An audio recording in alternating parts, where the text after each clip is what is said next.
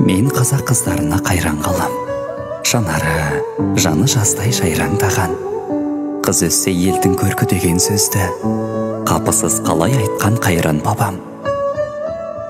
Намысты бермеу үшін жатқа қолдан, арулар аз болды ма атқа қонған. Көңілде қалғансыз бар өткен күннен, өмірде қалған із бар ақ табаннан. Жасырмай тар болсам жан сырымды, тағдырым қарауылға қанша ілінді.